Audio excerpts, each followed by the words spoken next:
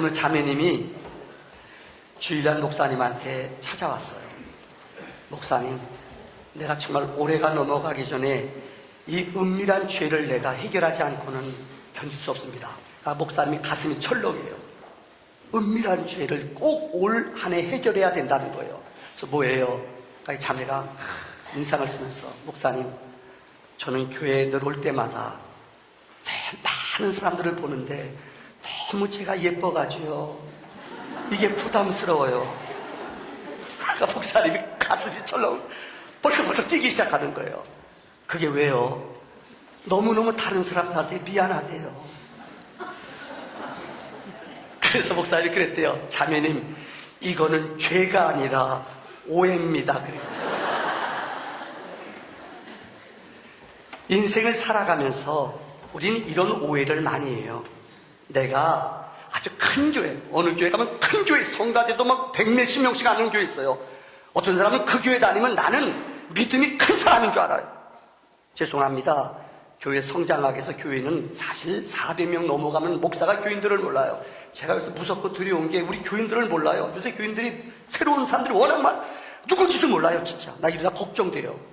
교만이라고요? 그래요.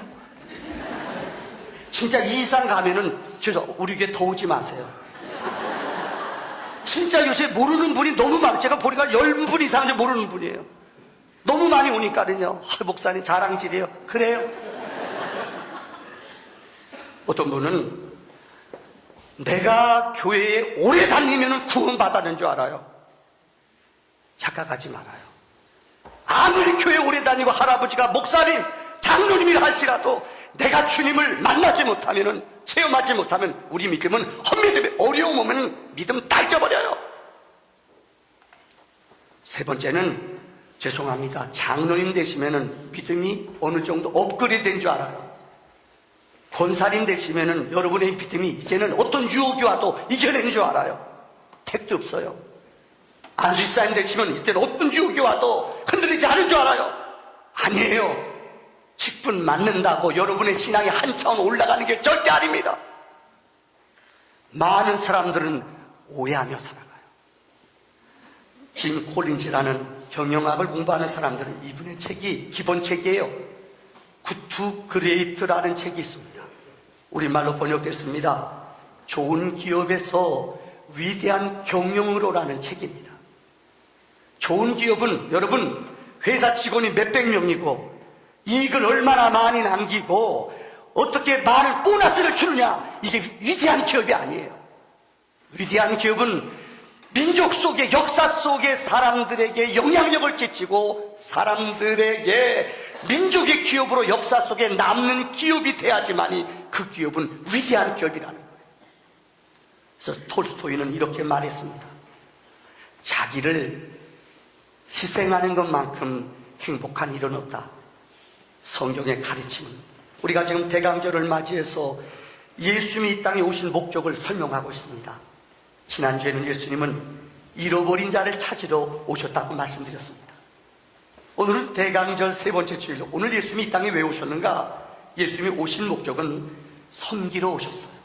우리 옆에 사람하고 인사합시다. 섬기러 오셨습니다.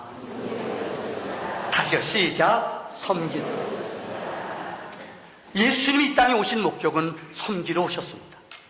오늘 본문의 말씀을 가지고 섬기러 오신 예수님이라는 제목으로 은혜 나누기를 원합니다. 첫째는 오늘 본문 20장, 여러분 20절 말씀에 성경은 그때라는 말로 시작을 하고 있습니다. 이 말씀을 더 쉽게 표현하자면 그때가 어느 때입니까? 성경에 보면 예수님께서는 이 땅에 사시는 동안 3년 동안 공생애를 사셨습니다. 근데 성경에 예수님께서는 공생애 1년, 2년 동안은 그런 얘기를 가르쳐주지 않았어요. 이유는 아직까지 제자들이 3년 동안 살아도 예수님이 이 땅에 오신 목적을 잘 몰라요. 그래서 그 설명을 해주지 않았어요. 근데 어느 때부터 주님이 내가 이 땅에 온 목적을 설명해 주느냐? 공생의 거의 마지막 부분이에요. 특별히 마태복음 16장 16절에 주님은 제자들에게 말씀하셨습니다. 세상 사람들은 나를 누구라고 그러느냐?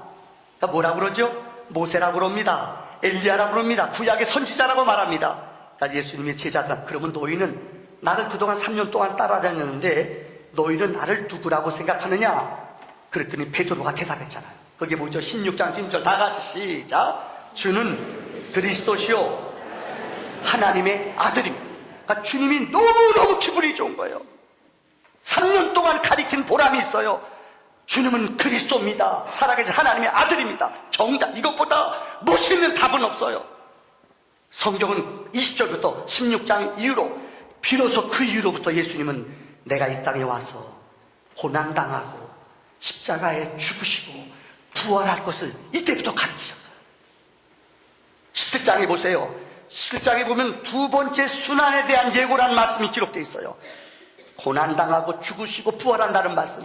오늘 20장 집에 가서 한번 읽어보세요.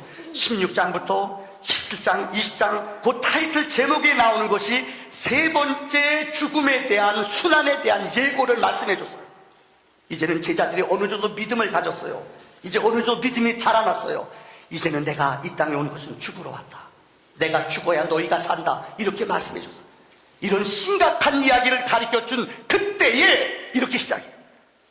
두 번째 21절에 보면은 세베대의 아들 야고보와 요한을 데리고 어머니가 찾아와요. 주님, 우리 아들 알죠? 이 여기 나오는 세베대의 이 아들 어머니의 이름은 살로메라고 다른 성경의 기록이에요. 살로메는 예수님의 어머니 마리아와 아주 가까운 진짜 가까운 친척이었대요. 이 사람이 우리말로 말하면 자기 아들들 둘이 예수님 제자예요. 그러니까 친척이니까는 예수님 당신 나라 임할 때 내 아들 하나는 우편 하나는 좌편 알죠?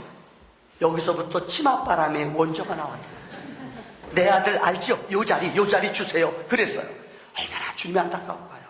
내가 죽는다, 내가 십자가에 죽는다, 고난당한다, 이 얘기를 그렇게 가르쳐줬는데 그때 와서 하는 말이 이 사람들이 이런 말 하는 거예요. 얼마나 안타까워요. 사실 인생을 살다 보면은 이런 사람들이 실수를, 주객이 전도된 실수를 많이 해요. 그래서 기본이 없어요. 예의가 없어요. 여러분 이런 얘기 들어보셨어요?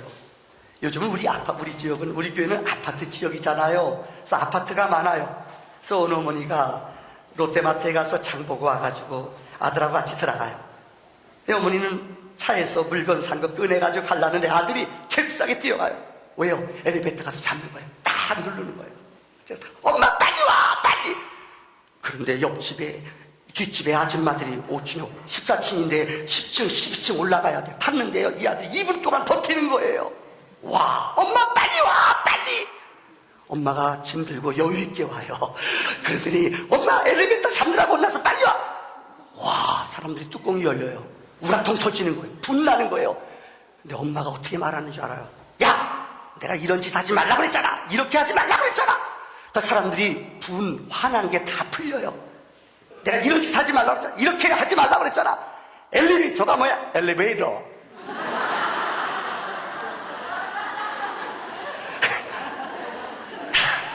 제토리, 제로리, 배터리, 바레리. 야, 사람들이 뚜껑이 열렸대요. 무지개 아파트예요. 무슨 말인지 아세요? 이런 인생이. 아니, 애가 이거 누르면은 올라갔다 내려오게 놔둬야죠. 끝까지 눌렀다고 혼내지도 않고, 뭐요? 영업, 엘리베이터가 뭐야? 엘리베이터. 이게 우리들의 모습이 아닌가요? 오늘 보면 24절의 말씀에 보면은 10명의 제자가 나와요. 제자도 똑같아요. 이 2명의 제자 어머니가 찾아와서 이렇게 하는 거 보고 그 제자들도 화가 났어요. 분이 났어요. 그래서 싸움이 벌어졌어요. 저는 최소한 제자들 10명이 그럴 줄 알았어요. 그래, 철부지들. 예수님 이제 돌아갈 때 다 됐는데 우리 이렇게 예수 믿으면 안 되지. 이러지 말자. 이럴 줄 알았어요. 근데 제자들은 안 그래요. 10명의 제자들이 우라통이 터진 거예요. 야, 너희만 좋은 데가 뭐? 싸움이 벌어져. 2제자와 10제자가 싸움이 벌어졌더니 힘이 분내며 싸웠다는 거예요. 이게 인간들의 모습이에요. 하나만 더 얘기할게요. 낚시 좋아하시는 분들 여기 누가 계십니까? 정영근 집사님 얼굴 보니까 낚시 별로 안 좋아하세요? 그럼 안 집사님 낚시 좋아하세요 혹시요? 고기 먹는 거 맞죠? 낚시하는 사람이 제일 꿈이 뭘까요? 낚시하는 사람이 제일 꿈이 뭐 잡는 걸까요? 월척 잡는 거예요. 근데 여러분 아세요? 낚시꾼들이 월척보다 더 행복을 느끼는 게 있대요. 뭔지 알아요? 내 옆에 있는 사람이 월척을 낚았다가 다 잡다가 마지막에 탁 놓칠 때, 그때 그 행복은 일생 동안 못 잊는데요. 나는 한 마리 못 잡아도 다 잡아다 끌어당기다가 탁 튀어나가는 거예요. 이거 열받는 거예요.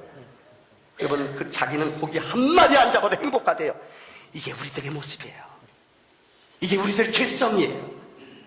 똑같이 12명의 제자가 주님을 3년 동안 따라다녔지만은 그들은 주님이 왜 왔는지, 왜 죽어야 하는지를 전혀 몰라요. 몇 시간 후면 돌아가셔야 돼요. 그래도 지들끼리 싸우고 있어요. 이게 우리 인간들의 모습이에요. 주님에 대한 오해.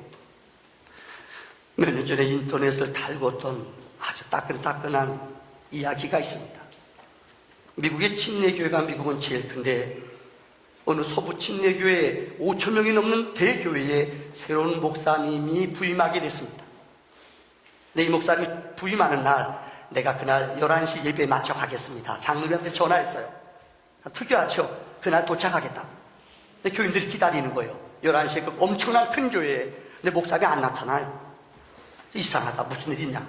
에레미야 스티백이라는 목사님, 이 목사님이 2시간 전에 와서 이렇게 일부러 노숙자 복장을 하고 그 앞에 예배당 저쪽 길거리 앞에서부터 길거리에 앉아 사람들의 동량을 구하는 거예요. 주세요, 주세요. 근데 그 많은 신자들이 오면서 어느 누구도 이 사람을 돌본 사람이 없어요. 딱 3명의 사람이 동전 맨입을 주고 갔대요. 이분이 예배 시간 20분 전에 이 스티백 목사님이 이 노숙자 복장으로 예배당에 들어왔어요. 근데 안내하는 사람들이 여기는 안 됩니다. 이러시면 안 됩니다. 이러시면 안 됩니다. 못 들어오게 하더래요. 나 예배 드리러 왔어요. 나 앞자리 가면 안 됩니다. 저 구석진 자리, 맨 구석진 자리에 앉겠어요. 이분이 그 구석에 앉았어요. 예배 시간에는 문자가 왔어요. 예, 내가 도착했으니까 광고만 해주세요. 예, 우리 에레미야 스테빙 목사님이 오셨습니다. 나오세요. 교인들이 쳐다봐요. 어디서 있는가? 깜짝 쇼할 줄 알아. 근데 이게 웬일이에요? 저 뒤에서 노숙자가 걸어 나와요. 이미 나와서 마태복음 25장 35절을 읽었어요. 내가 줄일 때 너희가 먹을 것을 주었고, 목마를 때 마시게 하였고, 나그네 되었을 때 영접하였고, 여기 내 형제 중 지극히 작은 자 하나에게 한 것이 곧 내게 한 것이니라. 그래서 이 목사님이 에레미야 스티백 목사 이렇게 설교했어요. 우리 교회는 더 이상 예수님이 계신 교회가 아닙니다. 예수 그리스도의 교회는 우리 교회가 아닙니다. 목사님이 통했어요. 교인들이 눈물바다가 됐대요. 남의 얘기일까요?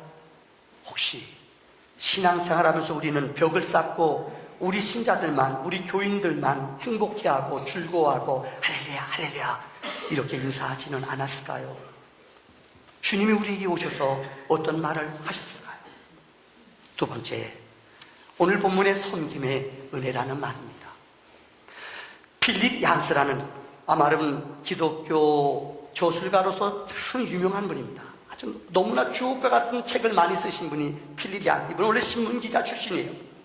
40년 동안 많은 사람들을 만나고 인터뷰를 하면서 8,000명의 사람들을 인터뷰하면서 그분은 두 사람의 인터뷰하면서 그 사람들을 만나면서 성공한 사람들을 꼭 두 그룹으로 나눈다고 얘기했어요. 하나는 스타성으로 자기를 과시하는 사람이 있어요. 얘기하는 거 들어보면 알잖아요. 저 사람이 어떤 의도를 가지고 얘기해. 사람은 느껴요, 누구든지요. 근데 대부분 첫 번째 리더자는 자기 과시형, 자기를 과시하는 데 전념하는 사람이에요. 성경 잠언 27장 2절은 말합니다. 타인이 너를 칭찬하게 하고 내 입으로는 하지 말아라. 외인이 너를 칭찬하게 하고 내 입으로는 하지 말지니라. 근데 우리는요, 스스로 스타가 뭐예요? 스스로 타락한 사람이 스스로 내가 과시하기 원해요. 아마 천국 가면은 경이로운 현상이 일어날 거예요. 진짜 천국 가면은 성경에 너희는 선생된 자들 주의하라고 그러잖아요. 왜요? 저도 어느 때는 목사라는 신분 때문에 과분하게 사랑을, 과분하게 대접을 너무너무 내 것보다 더 많이 포장돼서 많은 것을 선물 받아. 어느 때는 정말 두려워요. 정말 하늘나라 가서 나는 배달 나가지 않을까. 유머도 있지만 농담도 있지만 진짜요. 너무나 목사라는 직이 남에게 대접받기 좋아하고 남한테 많은 것을 인사받기 좋아하는 직 아니에요.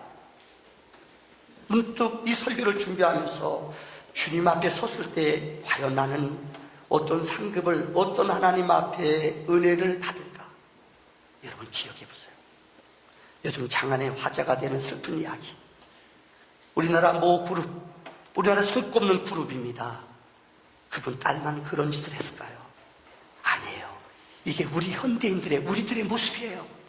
여러분에게 그런 권력이, 여러분의 그런 어마어마한 아버지, 엄청난 대재벌의 아버지를, 여러분의 아버지를 모시다고 생각해봐요. 여러분 그런 거들먹 안 폈을 것 같아요? 아마 저는 폈을 것 같아요. 여러분 얼굴 보니까는 여러분 안 그런 척 하네요. 내가 그렇게 힘이 있고 내가 그렇게 능력이 있다고 생각해봐요. 그 사무장, 그 사람 정말 어떤 사람이에요? 인격 무시하고 던져버리고. 여러분, 이게 우리들 현대인들이 살아가는 우리들의 현주소예요. 여러분이 조금 큰 집에 산다고, 조금 자녀가 공부 잘한다고 혹시 여러분 거들먹거리지 않아요? 이게 남의 얘기일까요? 우리 사회에 나타난 현상이 우리들의 삶의 솔직한 모습입니다.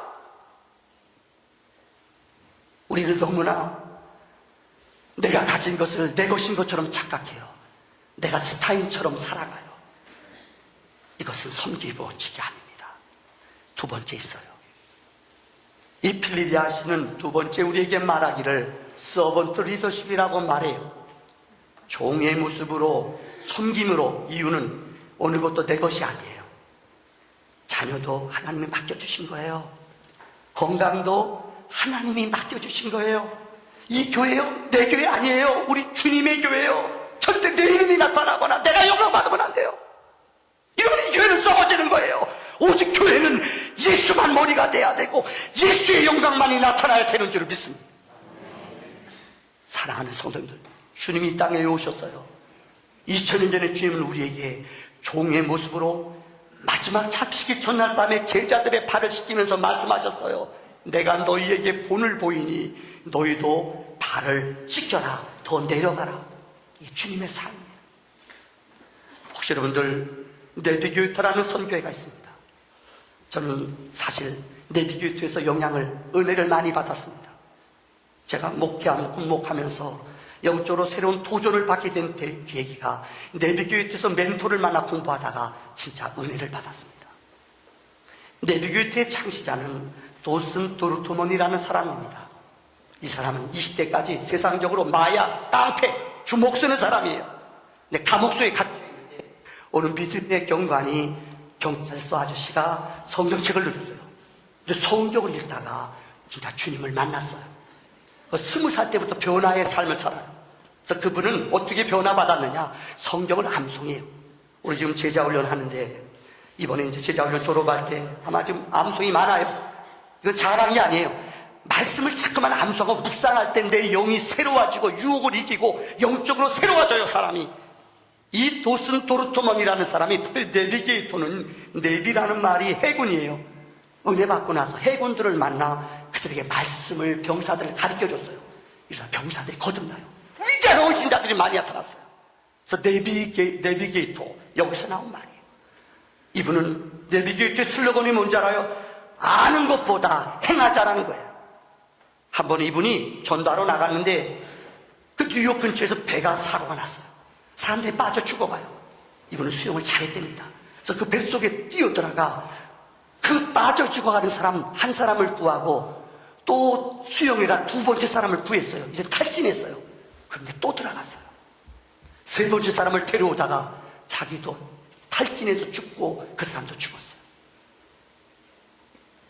여러분, 그분은 50세의 삶으로 이 세상을 떠났습니다마는 도슨 토르토맨의 이 내비게이토라는 그 정신과 그 영적인 사역은 오늘까지 세계를 변화시키는 위대한 섬김의 역사가 있었다는 거예요. 우리 한국 교회의 역사를 보면은 혹시 여러분들 감리교회, 우리 인천 지역은 감리교가 세요. 근데 우리나라에 최초로 감리교를 전해주신 분이 있어요. 누군지 아세요? 아펜셀러입니다. 온도드와 아펜셀러가 1885년 4월 5일 부활주일날 우리나라에 이 부부가 최초로 우리나라에 들어왔어요. 이분은 이 땅에 와서 서울에 들어가서 요즘 정동감리교회 들어보셨죠? 감리교 중에 제일 오래된 교회예요. 덕수궁 옆에 있는 정동감리교회를 세웠어요. 그리고 배제학당을 만들었어요.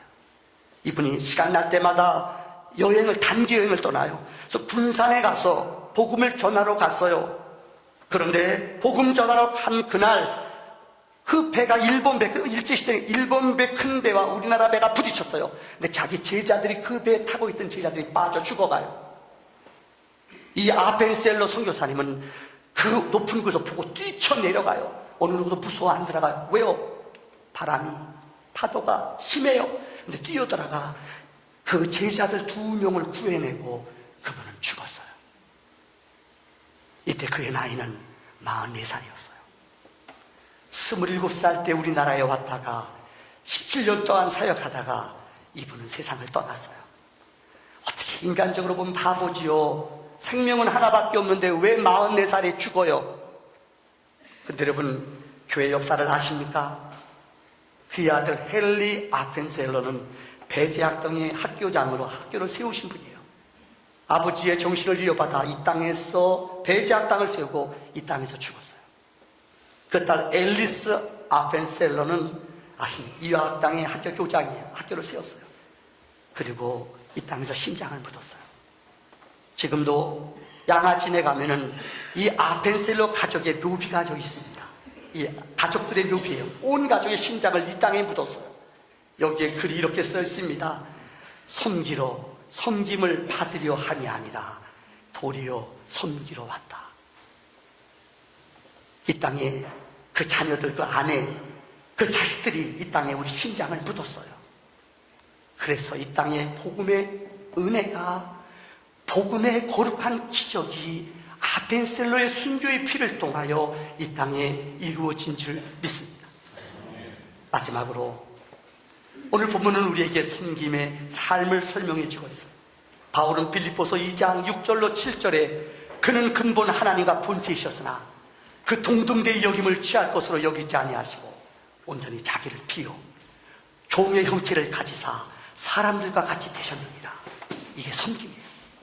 오늘 이 말씀 가운데 두 단어를 보세요. 첫째는 보세요. 취할 것으로. 두 번째는 비우라는 단어를 보세요. 그는 하나님이세요. 예수님은 하나님이세요. 근데 하나님과 동등대의 여김을 취하지 않고, 여기 취한다는 단어는 이 헬라 말로 여러분 이 하르파조라는 말이에요. 더 쉽게 표현하자면 완전히 움켜잡고 내 것이에요. 내 것. 완전히 이것은 내 목이에요. 하나님의 목이에요. 완전히 내 것이에요. 영원히 내가 가진 것이에요. 근데 이 움켜잡은 것을 예수님은 내려놓았다는 거예요. 포기, 절대 위탁.